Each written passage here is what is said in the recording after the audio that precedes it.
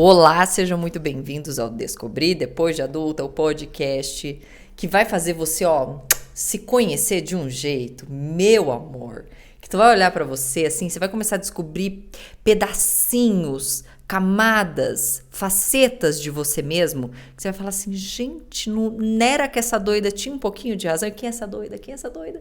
Sou eu, Andréia Chociai, no meu Instagram e TikTok, @Andréia Chociai. Também temos conteúdo valiosíssimo Deixa a dica aqui, não é porque é meu não, mas aproveita, me segue por lá também. Curte esses conteúdos, se fizer sentido pra você, obviamente, espalha essa mensagem para que mais pessoas também possam talvez virar uma chavinha dentro delas. Especificamente hoje, antes de mais nada, eu acho que eu já disse isso em outros episódios. A grande maioria, na verdade, a maioria esmagadora do que eu trago aqui, são sensações, são sentimentos, são pensamentos, são experiências que eu tive. Porque nada melhor do que você usar a própria experiência, as próprias situações que você viveu para analisar o que você aprendeu. Porque já dizia, né? Se o erro do outro, se o conselho do outro valesse pra gente, a gente ia ser, olha, tá anos-luz na frente. Mas a gente vê a pessoa fazendo errado, vê se dando mal, e a gente vai lá e faz o quê? A gente faz igual. Igualzinho, porque não vale. Enquanto você não vestir a pele, não sentir ali na pele com você, muitas vezes não vai funcionar.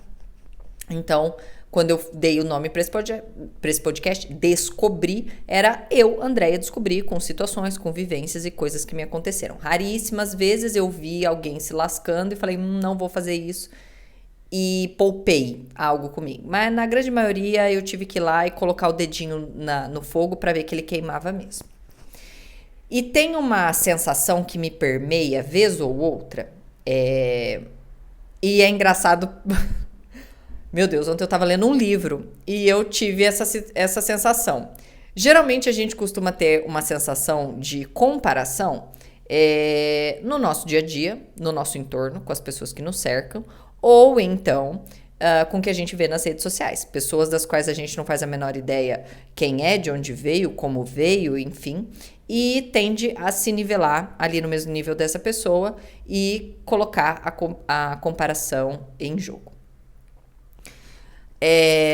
Nas redes sociais, extremamente injusto, porque eu sempre digo que o que tá nas redes sociais é palco, ninguém ali mostra bastidor, raríssimas vezes. Então você, na verdade, fica comparando o seu bastidor com o palco de outras pessoas. Então, não sei de onde veio, não sei qual é a história, não sei se o que ela está falando ali é 100% verdade. Não conheço, nunca vi na minha vida, não faço ideia de onde veio, a família, o histórico, enfim. Então, acho meio loucura, não que eu não faça. Sou ser humano. Já falei pra vocês. Falo sobre maturidade, falo sobre autodesenvolvimento, mas não sou uma pessoa que ainda está 100% madura e nunca estarei. E sim, as minhas opiniões mudam muito. Conforme a minha vivência, conforme eu vou mudando, elas mudam sim. Então, sou super honesta de dizer que várias vezes ali na rede social eu me comparei. Por que com a pessoa, por que com a fulana, por que desse jeito. Tá. Mas, quando a gente vem, ontem, né, quando eu tava lendo um livro muito bom, tô adorando, por sinal, chama Beleza Oculta. Acho que é Beleza Oculta, depois eu vou confirmar pra vocês. Mas é demais, Lucinda Riley, eu acho que escreveu. Tô adorando esse livro. Não me deem spoilers, que eu já tô na metade. E aí tem uma hora lá que o cara, ele usou uma frase assim, e aquilo me pegou de um jeito, assim, meio torto. Porque é o filho do cara falando pra ele, né? Ele falou assim, nossa, eu fico admirada, eu olho meu pai, como que em 30 anos ele conquistou esse império todo que ele conquistou. E naquela hora... eu olhei e falei assim, 30 anos. Lógico, uma ficção. Olha o nível de loucura, uma ficção. 30 anos. 30 anos. Eu tenho 40. O que eu conquistei? E entrei nessa paranoia maluca. Vez ou outra isso acontece quando eu, por exemplo, vejo alguém que é mais novo do que eu conquistando algumas coisas materiais. Então, quando alguém compra aquela casa, mas não é uma casa, não, uma puta de uma casa. Carro nunca me pegou, mas enfim. Eu acho que casa, quando a pessoa tem um trabalho que você vê que tá dando certo, que tá rendendo e tudo mais, e a pessoa é mais nova do que eu. Isso me pega num lugar bem torto. Trato, penso a respeito, tento racionalizar ao máximo esse sentimento, porque isso é meu, eu tenho uma tendência a racionalizar. Por que eu tô sentindo isso? De onde tá vindo esse sentimento? O que eu posso fazer pra mudar, pra ele não me machucar tanto assim? E eu vou tentando dar alguma razão pra não ficar só na emoção. E é muito comum eu ter esse tipo de sentimento, principalmente com pessoas mais novas. Então eu vejo pessoas talvez tendo uma posição no trabalho que eu não tenho, ou sei lá, uma casa. Por exemplo, meu maior sonho é ter casa. Eu moro muitos anos em apartamento, assim, meu sonho da vida é morar numa casa. Eu sei que aqui na minha cidade é complicado você morar numa casa, assim, em qualquer bairro. Não é uma cidade cheia de criminalidade, mas, assim, eu sou cagona, eu trabalho em casa, fico sozinha em casa o dia inteiro, então, assim, é complicado. Então, o melhor dos mundos seria uma casa num condomínio fechado. E às vezes, quando a gente entra, assim, num condomínio fechado e eu começo a olhar aquelas casas, assim, eu falo, meu Deus, o que essa pessoa fez para conseguir ter uma casa aqui num lugar como esse, desse tamanho? É sempre o que eu fico pensando. O que essa pessoa fez? Com o que ela trabalhou? Como ela conseguiu essa oportunidade? Como que ela construiu? Como que ela juntou esse dinheiro? Enfim, e eu fico me pensando isso. Quando eu vejo uma pessoa mais nova em alguns lugares que eu gostaria de estar, isso me pega atravessado. Porque me vem automaticamente aquela sensação tenebrosa que sempre permeou a minha vida, que é a sensação do atraso. Que eu tô sempre atrasada. Eu sempre acho que eu estou atrasada. Então, quando eu fui para minha escola, quando eu ganhei a bolsa lá, que eu sempre conto, do colégio, que era particular, eu vi os meus amigos tendo experiências das quais eu fui ter muitos anos depois.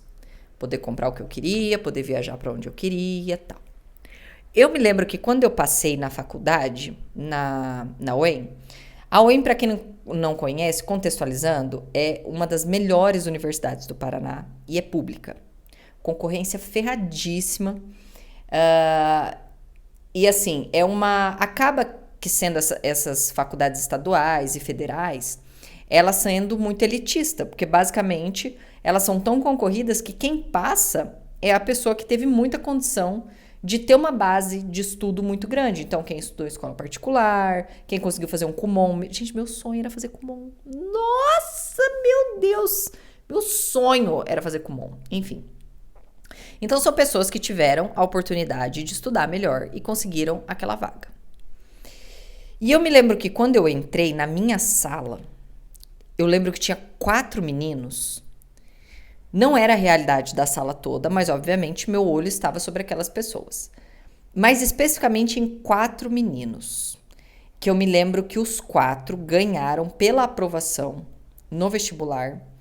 Na época era o Supra-Sumo PS 2004. Eles ganharam um Golf, aquele Golf sapão, quando lançou o Golf sapão, sabe? Meu, os moleque, fedelho, sei lá, 19, 20 anos. Zero. Os 4 Golfs, zero. E uma vida assim, tipo, tranquila. Eles iam de carro pra faculdade, eles voltavam pra casa, tinha comida feita, tinha almoço, aí voltava pra estudar e tudo mais. E eu olhava aquilo assim, eu pensava, meu Deus, como a vida dessa pessoa é tranquila, né? Porque enquanto ele tá pensando em voltar pra casa e vai ter uma comida pronta, mora na mesma cidade que estuda, eu tô aqui pensando aonde eu vou ficar, o horário do almoço inteiro, porque eu morava em outra cidade. Mais do que isso, o que eu vou comer? Foi a época das vacas magras na minha vida, meu Deus do céu. O que eu ia comer? Aonde que eu ia descansar? Ficava perambulando pelo campus, uma hora na biblioteca, uma hora na cantina. Não tinha onde ficar. A aula acabava às 11h45, eu tinha que esperar até 1h30 perambulando pelo campus. Não tinha um lugar assim pra você deitada, tirar uma pestaninha, nem nada. Sozinha. Aí era acabar a aula, correr pro terminal, que ficava umas 5 quadras da faculdade, tentar pegar a circular mais vazia possível e voltar numa viagem que era de 27 km, que a gente faz hoje o quê? Em 25, 30 minutos, fazia em 1h20 por aí de ônibus. E ainda chegar em casa, estudar e comer, enfim. E aí quando eu olhava, eu falava assim, nossa, como a vida dessa pessoa é fácil. E obviamente eu fiquei me comparando isso e dentre outras coisas. Só que isso eu acho que foi provocando em mim uma sensação de estar sempre atrás. É como se eu tivesse sempre atrasada. Então aquele sentimento, aquela coisa de... Nossa, a hora que eu tô conseguindo chegar neste ponto X, os caras já estão em Y. E aí quando eu começo a conseguir chegar em Y, os caras já estão em Z. E aí a hora que eu começo a chegar em Z, os caras... É como se todas as pessoas que eu olhava ao meu redor, elas estivessem um passo na minha frente. Essa foi sempre a minha sensação. Que as pessoas, assim, uma analogia que eu adoro utilizar, que é, estávamos todos não no mesmo barco. Nós estávamos todos na mesma água. Mas uns estavam de lancha, outros estavam de caiaque, outros estavam em cima de uma tabuinha, outros estavam em cima de uma porta tipo Jack Rose do Titanic, outros estavam, sei lá, com um simples, uma boiazinha. Então, estávamos todos no mesmo mar, mas não da mesma forma neste mar. E eu fiquei carregando isso por muito tempo. E aí trouxe todos os problemas que eu já falei em outros episódios, de coisas compulsivas, de consumismo, de escolhas erradas, porque eu vivia tentando chegar rápido nessas coisas que eu não tive lá atrás. Então eu queria, só que assim, é como se as pessoas tivessem sempre um passo na frente. Então quando eu consegui ter dinheiro para comprar tudo que eu queria, essas pessoas já estavam na segunda viagem internacional. Tipo, se eu chegasse na viagem internacional, os caras já estavam assim, no terceiro apartamento. Então, eu olhava para a vida dessas pessoas e era como se tudo para elas tivesse muito encaminhado, muito azeitadinho e muito fácil. Automaticamente, a sensação de atraso, ela volta. E eu trato muito, vocês não têm ideia, eu trato muito essa sensação de atraso. Só que aí, uma vez me disseram uma frase, e eu tento relembrar dela quando esse sentimento vem todas as vezes, que dizia assim, como é que você tá se comparando a sua posição no mundo, se achando atrasado, se enquanto essas pessoas estavam vivendo, você estava lutando para sobreviver. Enquanto essas pessoas estavam vivendo. Então, enquanto os meus amigos viviam, eles tinham a locomoção, eles tinham como estudar, eles tinham alimentação, eles tinham uma casa pronta, moravam na mesma cidade, tinham dinheiro pro Xerox, conheciam as pessoas. Eu estava no completo oposto, tentando sobreviver. E essas pessoas conseguiam tirar maiores notas, essas pessoas conseguiam ir bem. Por quê? A gente não conta o peso só o tempo que eu perdi em transporte era o tempo que esse pessoal chegava em casa, descansava e já começava a estudar. Quando essa galera já tinha descansado e começava a estudar, eu estava chegando na minha casa. Eu ia pensar em me alimentar, descansar um pouco, pra ter que começar no outro dia muito cedo, tudo de novo, 5 horas da manhã, e dali aqui, pega ônibus e desce pra UEM, e vai lá, e estuda, e fica, o que eu vou comer? Não tinha dinheiro pra muitos xerox, então tinha que ficar vivendo emprestando dos outros e tal. Não era uma época que a gente tinha celular com foto, meus amores, então pensa no BO que era. E eu tento me lembrar disso todas as vezes. E ontem, quando eu li isso no livro, eu ia até trazer outro tema hoje, mas isso ficou martelando muito na minha cabeça, porque eu comecei a entrar naquele vórtice da comparação.